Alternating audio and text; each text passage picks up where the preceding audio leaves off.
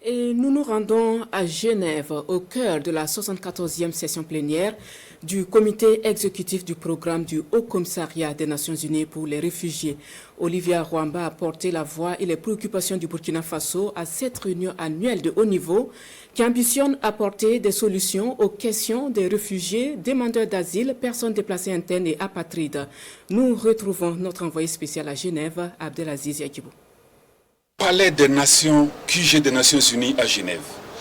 108 pays membres de l'instance suprême du HCR qu'est le comité exécutif sont ici réunis pour évaluer le déroulement du programme du haut commissaire à qui ils ont donné mandat pour apporter des solutions aux questions des réfugiés. Cette réunion se tient une fois chaque année et comme un devoir de redevabilité, le haut commissaire en exercice Filippo Grandi, dans sa déclaration introductive des débats de cette 74e session plénière, a tiré la sonnette d'alarme sur le nombre de situations d'urgence de demandeurs d'asile, de réfugiés, de personnes déplacées internes et d'apatrides qui va croissant ces dernières années à travers le monde.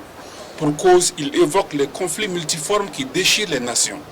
Des défis pour lesquels le HCR, selon lui, a travaillé avec les acteurs du développement et les gouvernements des pays d'accueil pour offrir de bonnes conditions d'existence et protéger la dignité de ces personnes contraintes de fuir leur zone d'origine pour d'autres contrées. En sa qualité de membre du comité exécutif, le Burkina a donné de la voix à cette tribune.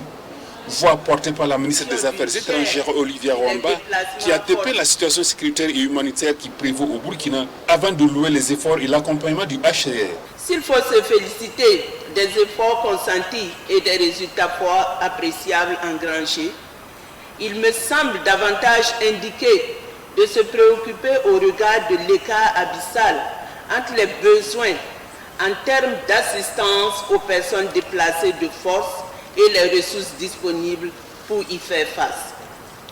En réalité, nous la vivons au Burkina Faso comme partout ailleurs.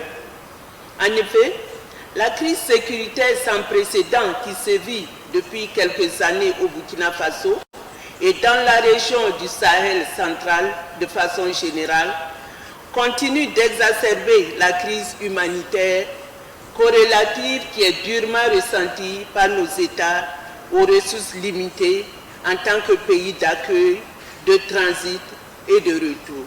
Olivia Rwamba de mentionner les multiples initiatives développées par le gouvernement de son pays pour inverser la donne. C'est aussi de vive voix qu'elle a plaidé pour que les programmes et budgets de 2024 du HCR qui seront discutés, peaufinés et approuvés à l'occasion prennent suffisamment en compte les questions humanitaires et sécuritaires que vit actuellement son pays.